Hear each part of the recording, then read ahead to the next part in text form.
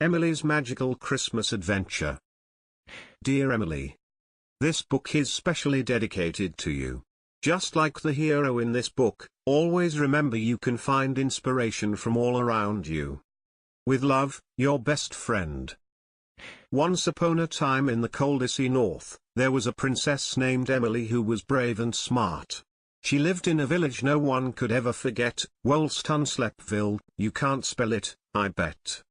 It was a magical place with amazing things and full of rare creatures and wonders. However, the villagers didn't like to share. They were selfish in guarding it and wouldn't let visitors in, not even to sleep or to rest. It was 2 weeks before Christmas when something occurred. Without warning, a winter witch appeared. I must teach you all to share, to love, and to grow. She casted a spell and piled the village with snow. The witch froze everything, because no one would share. They had a beautiful place but didn't handle it with care. To break the spell, she declared that a champion had to venture north and grow a bigger heart without giving a frown. I will do it, Princess Emily said. I will save my people with my power. She put on her boots and went into the deep snow. Oh where would Emily's path go? An angel appeared before the princess in a flash. She swooped down and then there was a sudden big crash. Her wings shone like gold and her head was all bright. She cried, I can't do it. I'll never get it right. I can help you, Princess Emily said, with a smile and cheer. So she grabbed her hand, without any fear. Angels come from high up in the sky. So, it is important that each of them know how to fly. The princess and the angel practiced jumping to start. Emily saw she was afraid and said, you have to believe with your heart. I can fly, she thought, and she squinted her eyes tight. I can fly, she said, and suddenly she was in flight. She flew in the air with her wings beating gently. Thank you so much, she said, now knowing what to do. The princess waved goodbye, and then continued on foot. Christmas was still coming, so she couldn't stay put. A badger appeared on the way to the North Pole. He was counting a list outside his little hole. Naughty list, nice list, he said with a yawn. He let out a stretch, I won't be finished till dawn. Let me help you, Princess Emily said. The badger and the princess went through the list together. This boy was naughty. That girl was good. This one was a liar. That one had a heart of gold. From dusk till dawn they worked, and with that it was done. No more names to check off in the end.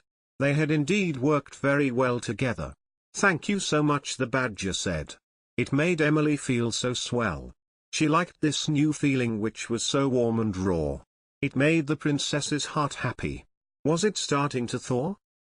Caterpillar was a friend that Princess Emily knew quite well. It wiggled and wobbled on an icy cold branch. Why am I so cold? The caterpillar would cry. The princess knew she should help, or at least try. Princess Emily took a leaf in the snow and wrapped it around her friend. The caterpillar began changing. It just needed some warmth to start rearranging. Inside the sleeve, its skin hardened to a cocoon. A few moments later, the shell cracked and out popped beautiful wings. Voila, I am now a butterfly. I am the color of Christmas. Thanking Princess Emily, the butterfly flew away to celebrate Christmas in God knows where. Because it was nearly Christmas, a small elf would just pop up somehow. The elf had a hammer, some wood and a nail for a toy. He was trying to fix it for a girl or a boy. Elves love to make toys, they do it for happiness and fun. They make them all year, until Christmas Eve is done. Princess Emily saw the elf was rushing and looked troubled. She jumped in and together, they worked on the double. By the time they finished, the little elf gasped. My masterpiece is done. A splendid toy was finished just like how his master had asked. Oh boy, I better hurry. The elf said. Santa is going to start delivering the toys to the nice kids. How happy it is to bring a smile to them, replied Princess Emily. As Emily walked through the snow, out fell a bright-colored fairy from the air with shining long hair.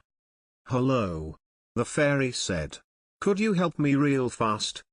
The fairy pulled out a small hairbrush in her hand. Could you help me brush my hair? Okay, Princess Emily said.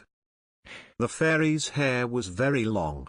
She hummed while they brushed to a small little song. Once done, she thanked Emily and flew up high in the sky. She grew smaller and smaller in Emily's eyes. Fairies had tricks up their sleeve. It was often true, but how about this one? That was something nobody knew. A what? That's impossible. A super large hair would be in the way. Hares are often much bigger than a rabbit, but this one is massive, almost taller than the trees. This hare had a problem, only the princess saw it there, a prickly thorn in the hare's fluffy hair. Hold still, Mr. Hare. Princess Emily pulled the thorn out of the fur and it hopped with glee. It thumped the ground like an earthquake the moment it was free. Follow me, little girl, I'll show you the way, said the giant hare. Princess Emily had to hurry as she chased the fluffy hare in snow. It took a right and the princess simply followed. This was turning out to be a quite marvelous trip. Now, the wind was blowing and turning into a gale. It would go this way and that, and sometimes it would twirl. It was so strong that somehow, a snowball started to roll, into a snowman who started to stroll. Why hello there, I'm Jack Frost. It said with a deep giggle. It had buttons and a nose made of carrot that would wiggle. A snowman so grand that it could see much further away. Hello Jack. Do you know the right way? Princess Emily asked. The snowman chuckled once more. If you can help me build a friend, I'll tell you which way to take. So they rolled and they pushed the snow in a stack. They added on buttons, and pushed them down in the snowpack. Slowly, it took the shape of a person, a lady to be exact. Voila! I am here. A snow woman let out a whirl.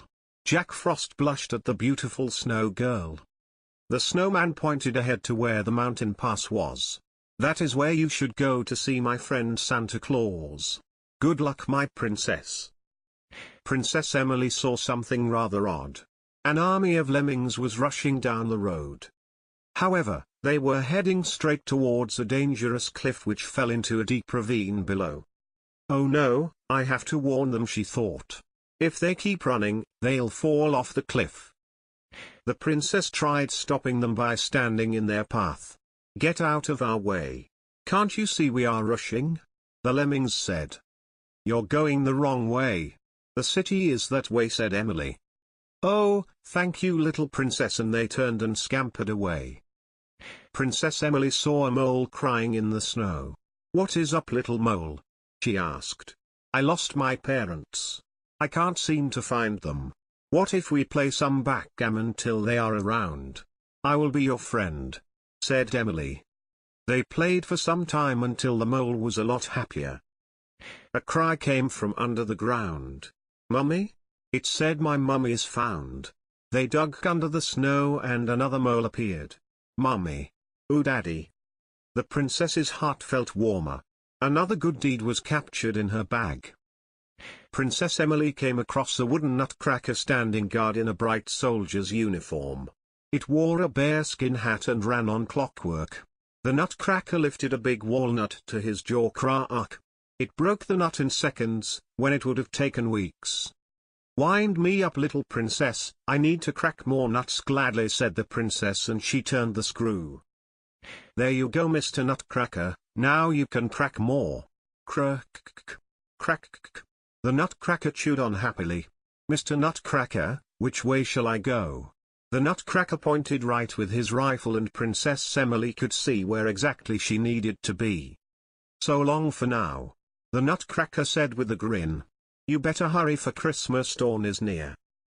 Princess Emily heard a strange sound like a never-ending song, and the tinkering of toys. She saw a queen in a chamber with her band, made of old toys, and her own music stand. Falal-alalala. Who goes there? Answer me, I'm the queen. The queen of caroling. To pass me, you must tell me what you are going to sing. Jingle, bells, jingly bells. Princess Emily tried a song. No. The queen shouted, you are singing it wrong. This is how you sing it, and then she sang with a high note. The queen continued to sing, and started walking away. When the queen was looking away, Princess Emily slowly tiptoed past the band and was soon walking away free. The sounds of bells jingled in the air. A herd of reindeer appeared pulling a wooden sled with Santa's little helper. They had Christmas lights hanging on the sled and winter hats on top of their heads. Their heads were held high. Their antlers were pointing towards the sky. "Hop on board, little princess. We'll take you along on a ride. We are on the way to Santa's grotto to pick up the presents," said Rudolph, their leader. With a blink, they covered 100 miles. By how, you would ask? By magic, of course.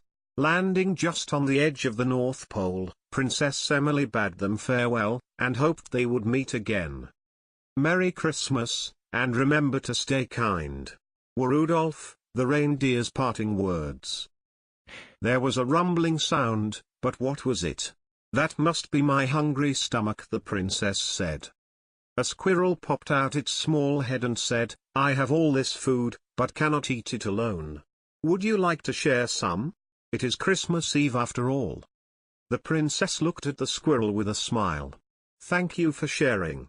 I am really hungry." The squirrel took out its stash and prepared a feast. There were nuts and marshmallows and hot chocolate for Emily. The food was aplenty and that chatter was great. By the time they were done, it was getting quite late. "Thank you, little squirrel," Emily said whilst feeling swell. "You are welcome. Always remember that one can always share," the squirrel replied with a smile. Princess Emily came across a grumpy-looking teddy bear. Teddy was sitting on swing, but it was not moving a bit. "I can't swing," the teddy bear said where he sat. "I can push you if you'd like," the princess said. "Oh please," the teddy shouted, "I want to go really high." With a small little push, the swing started to move higher. Higher. Higher. The swing swung. The teddy laughed every time. Gradually, his frown turned to a smile. After he had all the fun, Teddy Bear let out a yawn. "You better hurry," he said, "it will be Christmas before dawn." So, off Emily went. She was happy she made the teddy bear smile. Princess Emily finally reached the North Pole. It was bitterly cold. All she could think of was to have a nice warm meal next to a fireplace. "Is this Santa's door?" Princess Emily asked herself. "Knock knock. Let me in, please. I feel very cold." "Ho ho ho. Come in, little princess. I have been waiting for you. I see you have been doing good deeds. Your heart is no longer as frosty as before," said jolly old Santa. "You have earned your Christmas gift. I will give it a day early for you. However, please don't open it until it is Christmas Day. Can I trust you, little princess?" said Santa. "Yes. Thank you," mentioned Princess Emily. Princess Emily had traveled north to south, east to west, and learnt as much as she could from the new friends she came across. Gradually, her frown turned into a smile and her heart became warm. Maybe being nice isn't that bad after all. We weren't that nice before. I will make changes before Christmas dawn. Let's welcome all guests, young and old, strangers and friends, rich and poor, sick and well, humans, angels, fairies, monsters and animals. Wollstonecraft is open to all. An lady in rags tapped on her shoulder. "Excuse me? I am lost and cold. Can you help me?" In the past, the princess would have shooed her away. But this time, she said, "Come stay at my city. Wollstonecraft will welcome you with a soft bed, good company and a hot meal.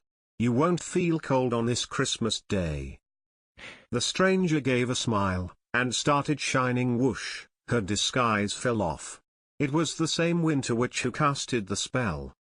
"That was the last test," she said with glee. "You have proven that you have changed, and now you are set free. The city will now be unfrozen." Princess Emily let out a cheer. Her city had been saved.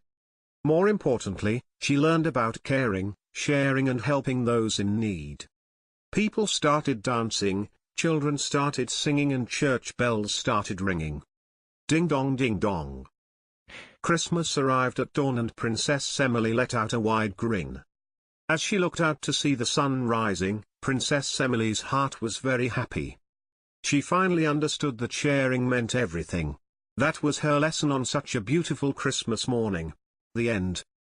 Emily, check out the other books which could have your name. More books available at www.amazingfables.com. All rights reserved.